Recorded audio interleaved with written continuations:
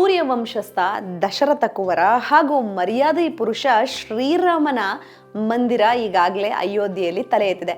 ಇನ್ನೇನು ಕೆಲವೇ ದಿನಗಳು ಅಂದರೆ ಜನವರಿ 22ಕ್ಕೆ 1 ವರ್ಷ ಸರಿಯಾಗಿ ಪೂರ್ಣ ಆಗುತ್ತೆ. ಈ ಹಿನ್ನೆಲೆಯಲ್ಲಿ ಬರದ ಸಿದ್ಧತೆಗಳು ಒಂದು ಕಡೆಯಿಂದ ಮತ್ತೊಂದು ಕಡೆವರೆಗೂ ನಡೀತಿದೆ. ಕಳೆದ ವರ್ಷ 7,000ಕ್ಕೂ ಗಣ್ಯರು ಅತಿ ಗಣ್ಯರು ಕಾರ್ಯಕ್ರಮದಲ್ಲಿ ಭಾಗವಹಿಸಿ ರಾಮನ ದರ್ಶನವನ್ನ ಪಡೆದಿದ್ರು. ಬಾಲರಾಮ ಮೂರ್ತಿಯನ್ನ ಕಂಡ ಪ್ರತಿಯೊಬ್ಬರೂ ಸಹ ರಾಮನ ಚರಿತೆಗಳು ಹಾಗೂ ರಾಮನ ಪ್ರಾರ್ಥನೆಯಲ್ಲಿ ಮುಳುಗಿದ್ರು. ಇನ್ನು ಇದರ ಹೈಲೈಟ್ ಅನ್ನು ನೀವು ಗಮನಿಸೋದಾದ್ರೆ 2020-20ರಲ್ಲಿ ಆಗಸ್ಟ್ 5ರಂದು ಪ್ರಧಾನಮಂತ್ರಿ ನರೇಂದ್ರ ಮೋದಿ ರಾಮ ಮಂದಿರ ಸ್ಥಾಪನೆಗಾಗಿ ಕಟ್ಟಡ ನಿರ್ಮಾಣಕ್ಕಾಗಿ ಅಡಿಗಲನ್ನ ಹಾಕಿದ್ರು.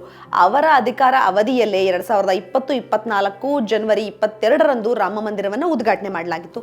ಇದು ಬರೋಬ್ಬರಿ 500 ವರ್ಷಗಳ ಸಾಧನೆ ಅಂತ ಹೇಳಿ ಜನರು ಸಾಕಷ್ಟು ಧನ್ಯವಾದವನ್ನ ಹಾಗೂ ಸಂತಸವನ್ನ ವ್ಯಕ್ತಪಡಿಸಿದ್ರು. ರಾಮ ಮಂದಿರ ನಿರ್ಮಾಣ ಕಾರ್ಯವನ್ನ ಸಂಪೂರ್ಣವಾಗಿ ಟ್ರಸ್ಟ್ಗೆ ವಹಿಸಲಾಗಿದೆ. ಜೊತೆಗೆ ಸರ್ಕಾರ ನಿಗಾ ಇಡುತ್ತೆ. ಆದರೆ ಇದಕ್ಕಾಗಿ 1,800 ಕೋಟಿ ರೂಪಾಯಿಗಳನ್ನ ಖರ್ಚು ಮಾಡಲಾಗುತ್ತಿದ್ದು ಅದರ ಖರ್ಚು ವೆಚ್ಚವನ್ನ ಸಹ ಟ್ರಸ್ಟ್ ನೋಡ್ಕೋತಾ ಇದೆ.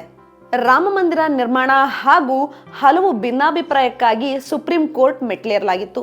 ಅಯೋಧ್ಯೆ ರಾಮ ಜನ್ಮಭೂಮಿ ಅಂತ ಹೇಳಲಾಗ್ತದೆ. ಸೊ ರಾಮ ಜನ್ಮಭೂಮಿಯ ಈ ಭೂಮಿಯಲ್ಲಿ ರಾಮ ಮಂದಿರ ನಿರ್ಮಾಣಕ್ಕಾಗಿ 2020-20ರಂದು ಅಡಿಗಲನ್ನ ಹಾಕಲಾಯಿತು. ಆದರೆ 2017ರಲ್ಲಿ ಸುಪ್ರೀಂ ಕೋರ್ಟ್ ಆದೇಶವನ್ನ ನೀಡಿ ಏನೆಲ್ಲ ನಿರ್ಮಾಣ ಮಾಡಬೇಕು ಹಾಗೂ ಗೈಡ್ಲೈನ್ಸ್ ಏನು ಅಂತ ಹೇಳಿ ಆದೇಶವನ್ನ ನೀಡಿತ್ತು. ಹಿಂದೂ ಪುರಾಣದ ಪ್ರಕಾರ ಶ್ರೀರಾಮನು ಇದೇ ಅಯೋಧ್ಯೆಯಲ್ಲಿ ಜನಿಸಿದ್ದು ಉತ್ತರ ಪ್ರದೇಶದ ಮುಖ್ಯಮಂತ್ರಿಗಳು ಅತಿ ವಿಶೇಷವಾಗಿ ಗಮನ ಹರಿಸಿ ಯೋಗಿ ಆದಿತ್ಯನಾಥ್ ನೇತೃತ್ವದಲ್ಲಿ 3 ಅಂತಸ್ತಿನ ರಾಮ ಮಂದಿರ ನಿರ್ಮಾಣ ಮಾಡಲಾಯಿತು. ಆ ನಿರ್ಮಾಣದ ನಂತರ ಪ್ರವಾಸಿಗರು ಅತಿ ಹೆಚ್ಚಿನ ಸಂಖ್ಯೆಯಲ್ಲಿ ಆಗಮಿಸ್ತಾ ಇದ್ರು. ಈ ಸಂದರ್ಭದಲ್ಲಿ ಮುಖ್ಯವಾಗಿ ಗಮನಿಸಿರುವಂತಹ ಅಂಶ ಏನು ಅಂತ ಹೇಳಿದ್ರೆ ರಾಮ ಮಂದಿರದ ಭದ್ರತೆಯ ವಿಚಾರ.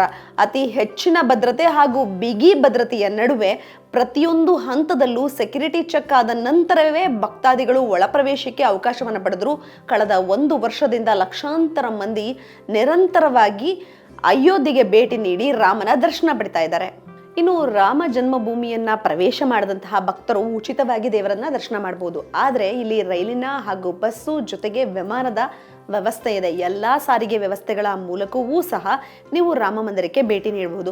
ಭೇಟಿಯ ನೀಡಿದ ನಂತರ ಯಾವ ಸಮಯದಲ್ಲಿ ರಾಮನ ದರ್ಶನ ಮಾಡಬೇಕು ಅಂತ ಹೇಳಿ ದೇವಾಲಯದ ತೆರೆಯುವ ಹಾಗೂ ದೇವಾಲಯವನ್ನು ಕ್ಲೋಸ್ ಮಾಡುವಂತಹ ಸಮಯವೂ ನಿಗದಿಯಾಗಿರುತ್ತೆ. ಅದಕ್ಕೆ ಅನುಕೂಲಕ್ಕೆ ತಕ್ಕಂತೆ ನೀವು ದೇವರ ದರ್ಶನ ಮಾಡಬೇಕಾಗುತ್ತೆ. ಇನ್ನು 1 ವರ್ಷದ ಸಂಭ್ರಮದ ಹಿನ್ನೆಲೆಯಲ್ಲಿ ಗಣ್ಯಾತಿ ಗಣ್ಯರ ಆಹ್ವಾನವಾಗಿದ್ದು ವಿಜೃಂಭಣೆಯಿಂದ ರಾಮ ಮಂದಿರದಲ್ಲಿ ಪೂಜೆ ಹಾಗೂ ವಿಶೇಷವಾದಂತಹ ಅಲಂಕಾರ ಮಾಡಿರ್ತಾರೆ.